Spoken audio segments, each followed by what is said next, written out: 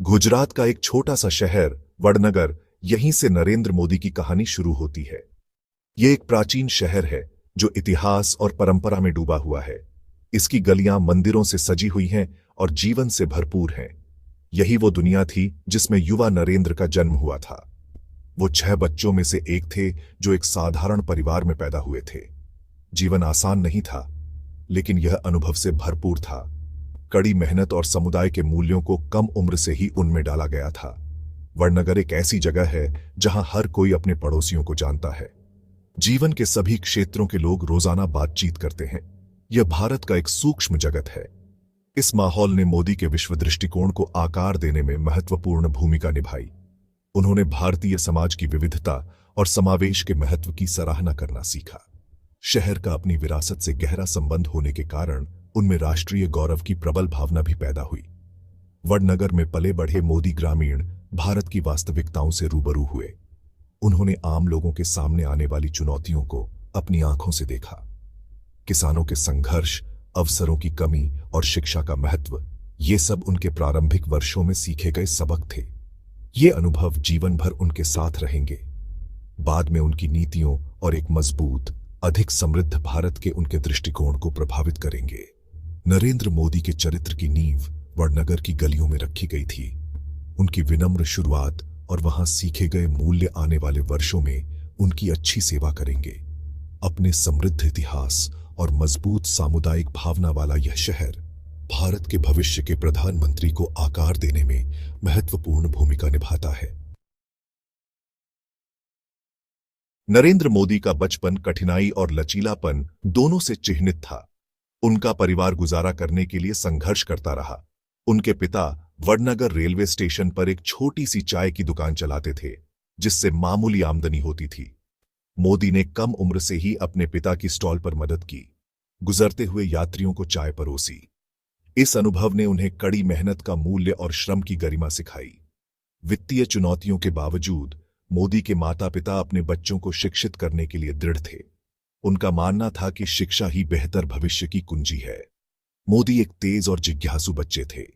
उन्होंने अपनी पढ़ाई में उत्कृष्ट प्रदर्शन किया और ज्ञान की प्यास विकसित की।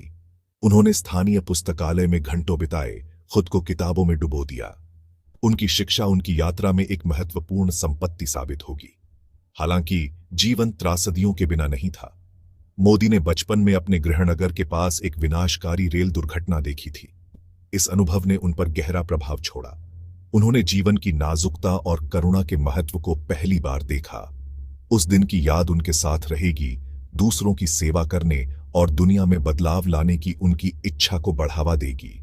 ये शुरुआती अनुभव, कठिनाइयां और लचीलापन के क्षण, दोनों ने नरेंद्र मोदी के चरित्र को आकार दिया। उन्होंने उनमें कड़ी मेहनत के मूल्य, शिक्षा के महत्व और करुणा की शक्ति डाली। ये मूल्य उनका मार्गदर्शन करेंगे, क्योंकि उन्होंने नेतृत्व के अपने मार्ग पर शुरुआत की थी। एक युवा व्यक्ति के रूप में नरेंद्र मोदी ने अपने देश की सेवा के लिए एक मजबूत आह्वान महसूस किया। उन्होंने भारतीय सेना में शामिल होने का सपना देखा था। वह भारतीय सैनिकों की बहादुरी और बलिदान की कहानियों से प्रेरित थे। वह सेना को एक महान संस्थान के रूप में देखते थे, जो राष्ट्र और उसके लोगों की रक्षा के लिए समर्पित है। मोदी भर्ती केंद्र जाने तक गए, भर्ती होने के लिए तैयार थे। हालांकि भाग्य ने उनके लिए अन्य योजनाएं बनाई थीं। उन्हें सेना में शामिल होने के लिए नहीं चुना गया था। उनके अस्वीकार किए जाने के कारण स्पष्ट नहीं है।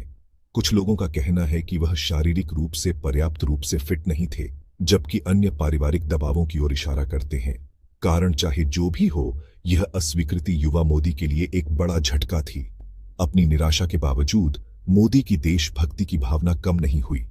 वो अपने राष्ट्र की सेवा के लिए प्रतिबद्ध रहे, भले ही वह सेना के माध्यम से न हो।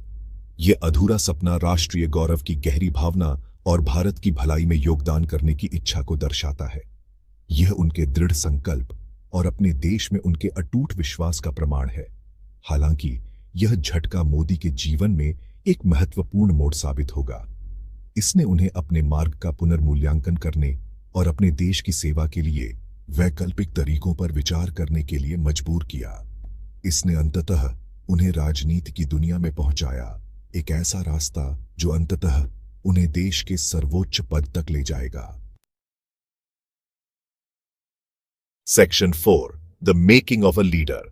नरेंद्र मोदी का राजनीति में प्रवेश अचानक छलांग नहीं बल्कि धीरे धीरे हुआ। उन्होंने राष्ट्रीय स्वयंसेवक संघ या आरएसएस के लिए एक प्रचारक, एक जमीनी कार्यकर्ता के रूप में अपनी यात्रा शुरू की, एक राष्ट्रवादी संगठन जो भारतीय संस्कृति और समाज सेवा पर जोर देता है। आरएसएस के साथ मोदी के समय ने उनमें भारतीय समाज और इसकी जटिलताओं की गहरी समझ पैदा की। आरएसएस के भीतर मोदी के समर्पण और संगठनात्मक कौशल को तुरंत पहचान मिली। वह रैंकों के माध्यम से ऊपर उठे और अधिक जिम्मेदारी वाली भूमिकाएं निभाईं। लोगों से जुड़ने की उनकी क्षमता, उनकी अथक कार्यनीति और उनकी तेज राजनीतिक प्रवृत्ति ने उन्हें संगठन के लिए एक मूल्यवान संपत्ति बना दिया। आरएसएस में उनके समय ने उन्हें राजनीतिक आयोजन और जमीनी स्तर पर लामबंदी में एक मजबूत नींव प्रदान की। इस अनुभव ने आरएसएस की राजनीतिक शाखा भारतीय जनता पार्टी में मोदी के प्रवेश का मार्ग प्रशस्त किया। उन्होंने पार्टी के भीतर खुद को एक सक्षम संगठनकर्ता और रणनीतिकार के रूप में स्थापित किया। जमीनी स्तर की राजनीति की उनकी समझ, जो आरएसएस के साथ उनके समय के दौरान सम्मानित हुई, अमूल्य साबित हुई। उन्होंने भाजपा की पहुंच के विस्तार में महत्वपूर्ण भूमिका निभाई, खासकर गुजरात में। आरएसएस और बीजेपी के माध्यम से मोदी की यात्रा गहन शिक्षा और विकास की अवधि थी।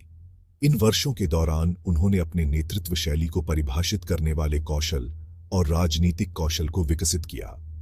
रैंकों के माध्यम से उनका उदय उनकी कड़ी मेहनत, उद्देश्य के प्रति समर्पण और उनकी सहज राजनीतिक प्रवृत्ति का प्रमाण था। Section 5 assent to prime minister. 2014 में भारत के प्रधानमंत्री के रूप में नरेंद्र मोदी का ऐतिहासिक चुनाव उनकी राजनीतिक यात्रा की पराकाष्ठा थी। उनका अभियान विकास, आर्थिक विकास और राष्ट्रीय गौरव के संदेश पर बनाया गया था।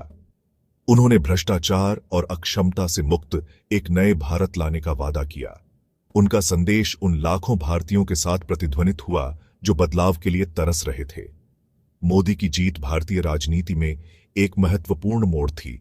वह लोकसभा में पूर्ण बहुमत हासिल करने वाले गैर कांग्रेसी पार्टी के पहले प्रधानमंत्री बने। यह शानदार जनादेश भारतीय लोगों द्वारा उन पर किए गए विश्वास का प्रमाण था।